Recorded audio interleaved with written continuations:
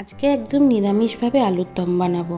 তোমরা অনেকেই হয়তো ভাবো আমি খাবারে গোটা মশলা কেন ফোড়ন দিই না।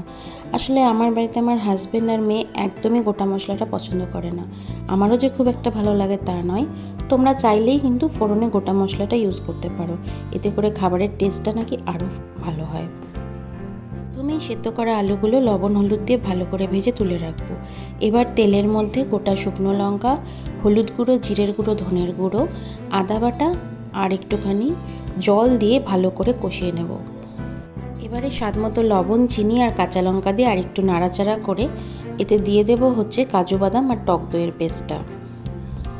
এর মধ্যে ভেজে রাখা আলুগুলো দিয়ে ভালোভাবে কষিয়ে সামান্য গরম জল দিয়ে শেষে একটু ঘি গরম মশলা দিয়ে নামিয়ে নেব।